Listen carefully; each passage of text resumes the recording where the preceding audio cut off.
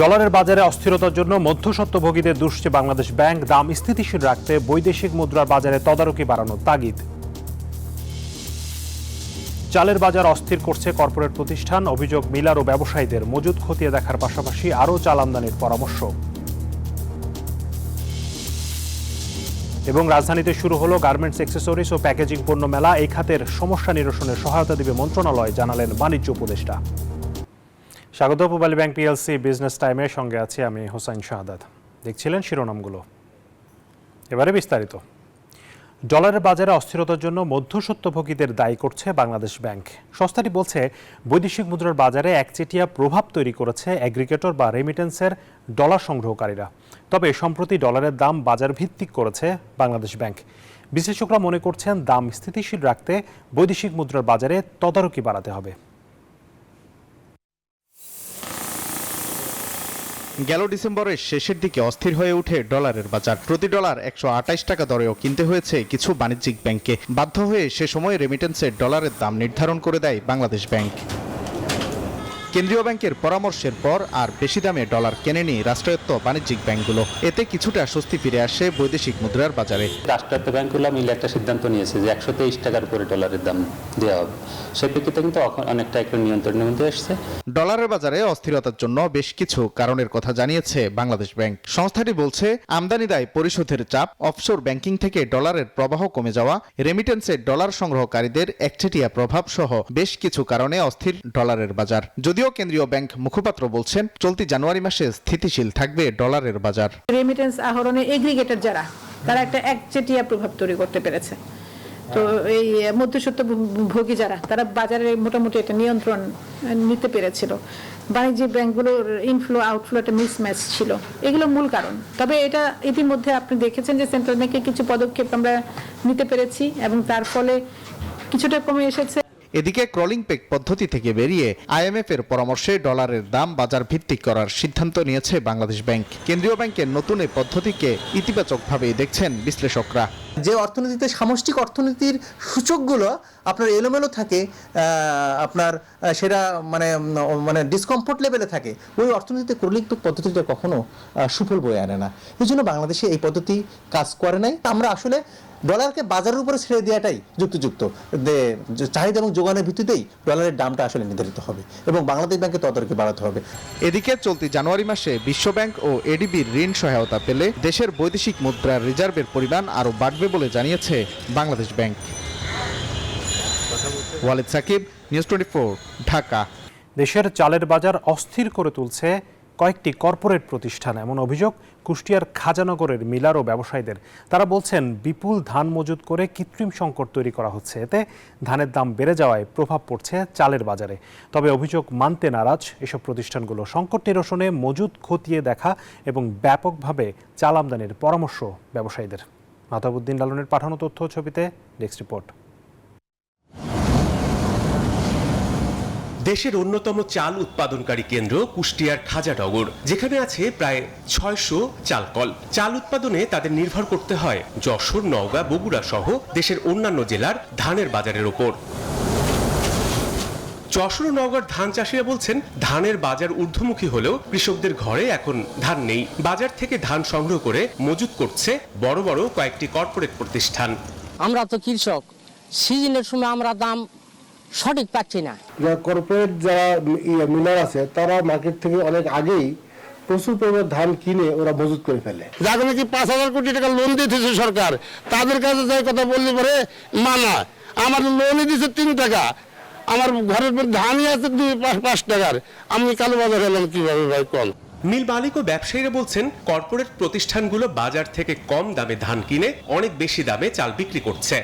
এখন যারা কর্পোরেট আসছে, তারা যেমন দেখা গেল যে তাদের যে কথাটা বললাম যে 1400 টাকা তাদের ধান কিনা ছিল, ওই 1400 টাকার পর তার ধানেই তারা এখন এখানে কাশিং করবে। অভিযোগের সত্যতাও মিলেছে বাজারে।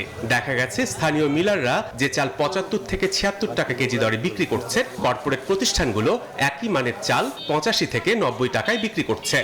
যারা কর্পোরেট ধানের চালের ব্যবসা করছে, তারা ধরেন সারা বাংলাদেশের ম্যানেজার আছে, তারা সব জাতীয় ধানটা তারা ক্রয় করছে, যে কোনো দামে তারা ধান নিয়ে যাচ্ছে এবং তাদের চালের রেটটাও বেশি থাকে। খাজানগরের চাল ধরেন এখন কেনা হচ্ছে 75 থেকে 77 প্রতি কেজি, আর ব্র্যান্ডের ওইগুলা ধরেন 90 টাকা। খুচরা ব্যবসায়ীরা দাম নিয়ন্ত্রণে জোর দিলেন চাল আমদানির ওপর। বাইরের দেশ থেকে প্রচুর আমদানি করতে হবে, প্রচুর আমদানি করলে পরে যে কোনো জিনিসের যদি আমদানি বেশি থাকে অটোমেটিকই দাম কমে যায়। ওই দেশের থেকে যখন আমদানি হচ্ছে ওই দেশের চাউলের দাম এই দেশের চাউলের থেকে মিনিমাম 5-6 টাকা কমে নিয়ে আসতে হবে, তাহলে আমাদের দেশের চালের দাম কিছুটা কমবে। এদিকে অভিযোগ অস্বীকার করছে কর্পোরেট প্রতিষ্ঠানগুলো। না, এটা একবারে ঠিক না, এটা কথার কথা, তাছাড়া কিছু না। যতগুলো কোম্পানি কর্পোরেট হাউস যারা ব্র্যান্ডিং করে তারা মাত্র 6% কিন্তু ট্রানজাকশন করে, আর বাকি কিন্তু এই খোলা বস্তা বা এই বড় বস্তাতে বিক্রি হয়। সো এখানে তারা একটা বেরিয়ে যাওয়ার জন্য এই ধান্দাটা করে। 15 দিনের বেশি ইনভেন্টরি কিন্তু কোনো অবস্থায় ধান কিনে রাখা যায় না। মিলার আড়তদার আর খুচরা ব্যবসায়ীরা বলছেন কর্পোরেট প্রতিষ্ঠানগুলোতে ধান চালের কতটা মজুদ আছে তা নিরূপণ করে ব্যবস্থা নিতে হবে। Desk report, news 24। এদিকে আমদানির পরও চট্টগ্রামে অস্থির চালের বাজার। সংকটের অজুহাতে কর্পোরেট ও ব্যবসায়ী ও উত্তরবঙ্গের চালের মোকামদারদের কারসাজিতে কয়েকদিনের ব্যবধানে দাম বেড়েছে বস্তা প্রতি 150 থেকে 200 টাকা পর্যন্ত। সবচেয়ে বেশি দাম বেড়েছে মোটা সিদ্ধসহ সরু চালের, তাই টিসিবির দিকে ঝুঁকছে ক্রেতারা। বাজার নিয়ন্ত্রণে তদারকি বাড়ানোর তাগিদ ক্যাবের। চট্টগ্রামে চালের বড় পাইকারি বাজার চাকতাই ও পাহাড়তলি। চালের কোনো কমতি নেই, নানা নামে বস্তায় বস্তায় চাল আসছে বাজারে। তবে উত্তরবঙ্গের চালে ভরে গেছে বাজার, আমদানি চালও ঢুকেছে বাজারে। পাইকাররা বলছেন চাল ব্যবসা ও কর্পোরেটের দখলে যাওয়ায় কোনোভাবেই নিয়ন্ত্রণ আসছে না চালের দাম। কয়েকদিনের ব্যবধানে চালের দাম বেড়েছে বস্তা প্রতি 150 থেকে 200 টাকা পর্যন্ত। কর্পোরেট যেগুলা আছে বাংলাদেশের মধ্যে কোম্পানি আছে, ওগুলো আসার পর থেকে মোটামুটি চাউলের বাজারটা একটু অস্থিতিশীল। সারা বছর যাতে ওনারা বিক্রি করতে পারে ওই হিসাবে একটা টার্গেট নিয়ে ওনারা মার্কেটে নামে। চাল পাইকাররা বলছেন উত্তরবঙ্গের চালের উপর অনেকটা নির্ভর চট্টগ্রাম।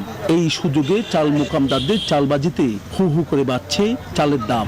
ব্যবসায়ীরা বলছেন ধানের দাম বাড়ায় বেড়েছে চালের দাম। কর্পোরেট গ্রুপ যারা আগে মনে করেন অন্য ইন্ডাস্ট্রি করতো তারা চাউলের ভিতরে আছে, তো তারা চাউলের ভিতরে থাকলে চাউলটা তাদের হাতে নিয়ন্ত্রণে চলে গেছে। ক্রেতারা বলছেন 1 কেজি চাল কিনতে লাগে 65 থেকে 80 টাকা, আরো ভালো মানের নিতে গেলেই 90 টাকার নিচে নেই বাজারে। কাটারি চাল লই গেছে 3500 টাকা বস্তা, আজকে বলতেছে যে 4100 টাকা। সামনে চাউলগুলো মনে করেন 2200 টাকা দিয়ে নিছি, এখন বর্তমানে মনে করেন 3000 টাকা, 250 টাকা, এরকম 2500 টাকা হয়ে যেতেছে।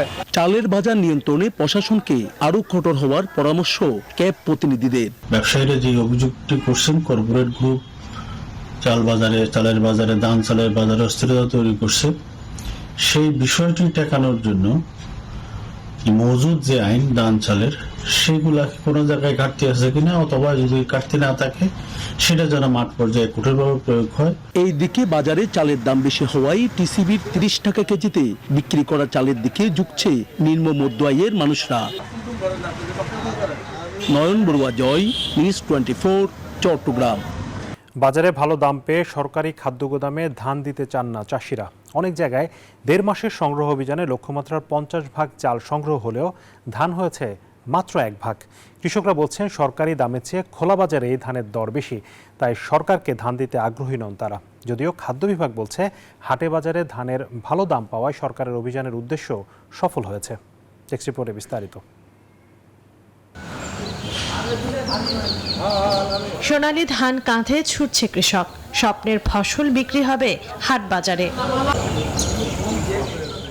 আমন মৌসুমের শুরু থেকেই হাট বাজারে ধানের ভালো দাম পেয়েছেন চাষিরা। গত কয়েকদিন ধরে প্রতি কেজি মোটা চালের ধান 33 থেকে 37 টাকা দরে বিক্রি হয়েছে। চিকন জাতের দাম আরো বেশি। বাজারে ভালো দাম পেয়ে সরকারি গুদামে ধান বিক্রি করতে চান না কৃষকরা। সরকারি গোডাউনে বা হাটের যে দাম তার চেয়েও কিন্তু সরকারি গোডাউনে ওনারা কম দাম দেয়। সরকারি গোডাউনে দেবে নানান ঝামেলা, মিটার শো করা লাগবে, বাও দেওয়া লাগবে, হলো না, আবার এটা করো সেটা করো। 1600-র উপরে দাম, তো সরকার যদি 1300 টাকা ধান দেয়, সরকার কেউ ধান দেয়? 37 টাকা 38 টাকা কেজি পড়ছে, তো আমি 33 টাকা দরে কেমন কিভাবে দেবো? ধান ফেরত দেয়, বলে নিয়ে যায় আরো 4 ঘন্টা বা 5 ঘন্টা রোদ দাও দিয়ে আবার ডবল করে ফ্যান করে না। গতবারের তুলনায় দাম কেজিতে 2 টাকা বাড়লেও চালের দাম নিয়ে অসন্তুষ্ট চাল কল মালিকরা। চাল প্রস্তুতে খরচ বেড়ে যাওয়ায় সরকারি খাদ্য গুদামে চাল বিক্রিতেও অনীহা তাদের। 52-53 টাকা পড়ছে, আর আমাদের টিন এই চাইলে এই ধানেরই এই চাইলেই কিনবে 47 টাকা। তাহলে আমরা কোথায় পাবো টাকাগুলা? 50 টাকার কিছু কম। খাদ্য গোদাম আমাদের দেশে 47 টাকা কেজি। এই হিসাবে দেখা যাচ্ছে আমার কেজি প্রতি 3 টাকা লস আমার। যদিও খাদ্য বিভাগের কণ্ঠে ভিন্ন সুর, অভিযান সফল হয়েছে বলে দাবি তাদের। ধান বা চালের যে সংকটের কারণে লক্ষ্যমাত্রা পূরণ হয়নি তা নয়, যথেষ্ট পরিমাণ ধান চাল রয়েছে এবং আশা করি যে এটা আমরা লক্ষ্যমাত্রা অর্জন করতে সম্পূর্ণ। সরকার যে রেট ঘোষণা করে এর ফলে কিন্তু এটি একটি মার্জিন প্রাইস হিসেবে কাজ করে এবং কৃষক ভালো দাম পায়। সেই অর্থে সরকারের সেই উদ্দেশ্যটি সফল হয়েছে। এবছর চালের সরকারি দাম প্রতি কেজি 47 টাকা আর ধানের দাম নির্ধারণ করা হয়েছে 33 টাকা। Desk report, news 24। ডিসেম্বর 2024 পর্যন্ত বার্ষিক উন্নয়ন কর্মসূচি বা এডিবি বাস্তবায়ন হয়েছে 44,000 কোটি টাকা। গত বছর একই সময়ে এর পরিমাণ ছিল 62,000 কোটি। মঙ্গলবার বিকেলে রাজধানীর আগারগাঁওয়ে পরিকল্পনা কমিশনে একনেক বৈঠক শেষে প্রেস ব্রিফিংয়ে একথা জানান পরিকল্পনা উপদেষ্টা ডক্টর ওয়াহিদুদ্দিন মাহমুদ। এ সময়ে রাজনৈতিক কর্মকাণ্ড ছড়িয়ে পড়ায় অর্থের প্রভাব বাড়ছে মন্তব্য করে পরিকল্পনা উপদেষ্টা বলেন, অর্থনীতি চাঙ্গা হওয়ার সুযোগ আছে। ব্রিফিংয়ে উপদেষ্টা জানান, 2024-25 অর্থ বছরের প্রথম প্রান্তিকে জুলাই-সেপ্টেম্বরে সংকোচনমূলক ব্যয় হওয়ার কথা থাকলেও সেটা সম্প্রসারণমূলক হয়েছে।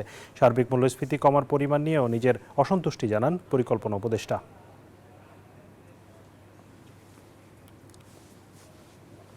যেটা এই সময়ে গত বছরে বাস্তবায়ন হয়েছিল 62,000 টাকা। কাজে আমরা এখনো অনেক এডিপি বাস্তবায়ন আগের তুলনায় অনেক দ্রুত বেশি প্রকল্প অনুমোদন করেছি। এভাবে প্রকল্প বাস্তবায়ন দ্রুততর হবে। তার একটা কারণ হলো বেশ কিছু প্রকল্প এখন আসছে যেগুলা আমাদের সময়ের নতুন প্রকল্প। এগুলো আগেরগুলো অনেক যাচাই বাছাই করতে হয়েছিল, ফেরত পাঠাতে হচ্ছিল, আবার সংশোধন করতে হচ্ছিল, কিন্তু এখন এই প্রথম আমাদের নিজেদের নতুন প্রকল্পগুলো আসা শুরু করে। রাজধানীতে শুরু হয়েছে 3 দিনব্যাপী গার্মেন্টস, অ্যাক্সেসরিজ ও প্যাকেজিং পণ্য মেলা। অনুষ্ঠানে প্রধান অতিথি হিসেবে উপস্থিত ছিলেন অন্তর্বর্তীকালীন সরকারের বাণিজ্য ও পাট মন্ত্রণালয়ের উপদেষ্টা শেখ বশির উদ্দিন। উদ্বোধনকালে উপদেষ্টা বলেন, গার্মেন্টস খাতের সমস্যা নিরসনে সহায়তা করবে বাণিজ্য মন্ত্রণালয়। তিনি বলেন, বিগত সরকারের অর্থনৈতিক নৈরাজ্য ঠেকাতে কর শুল্কের পরিমাণ বাড়ানো হচ্ছে, সহনশীল পর্যায়ে নিয়ে আসতে আরও সময় লাগবে। উপদেষ্টা আরও বলেন, গ্যাসের উপর নির্ভরশীল না হয়ে নবায়নযোগ্য জ্বালানিতে বিনিয়োগ করতে হবে। নবায়নযোগ্য জ্বালানিতে বিনিয়োগ করতে হবে। সরকার এখানে সহায়ক নীতিমালাও করে দিয়েছে। আপনারা যে নবায়নযোগ্য জ্বালানিতে বিনিয়োগ করেন, আপনারা যারা লিড সার্টিফিকেশনের জন্য যেসব স্কোরিং পয়েন্ট করেন, এগুলোকেও আপনাদের একটা এক্সেলেন্স আসবে। And at the same time আপনাদের একটা খরচের অফসেট থাকবে। এই খরচের অফসেটকে সম্মিলিত করে ব্যবসায়িক প্রতিষ্ঠান হিসেবে আপনারাও লাভবান হবেন এবং দেশেরও একটা খরচা হবে, দেশেরও জ্বালানি ব্যয়, আমদানি ব্যয় কমবে। দেশবন্ধু গ্রুপের পণ্য দেশের গণ্ডি পেরিয়ে বিদেশেও যাচ্ছে বলে জানিয়েছেন প্রতিষ্ঠানটির চেয়ারম্যান গোলাম মোস্তফা। গ্রুপের সকল অঙ্গ প্রতিষ্ঠান এবং ডিপো মালিকদের নিয়ে মতবিনিময় সভায় তিনি কথা বলেন। রোববার কক্সবাজারের একটি হোটেলে অনুষ্ঠানটি হয়। দেশবন্ধু কোম্পানির সকল পণ্য গুণগত মানের দিক দিয়ে অন্য কোম্পানির পণ্য থেকে অনেক ভালো বলে জানান প্রতিষ্ঠানের চেয়ারম্যান। সেই সাথে এখন পর্যন্ত তাদের প্রোডাক্ট নিয়ে কোনো অভিযোগ নেই। এদিকে কোম্পানির ব্যবস্থাপনা পরিচালক গোলাম রহমান বলেন, তাদের পণ্যের সঙ্গে অন্য কোম্পানির পণ্যের গুণগত অনেক পার্থক্য রয়েছে। ইউরোপ, অস্ট্রেলিয়া থেকে কাঁচামাল এনে তাদের পণ্য তৈরি করা হয়। এ ছিল পূবালী ব্যাংক পিএলসি বিজনেস টাইমে। আরও সংবাদ ও বিশ্লেষণ জানতে ভিজিট করুন news24bd.tv। এতক্ষণ সাথে থাকার জন্য ধন্যবাদ সবাইকে।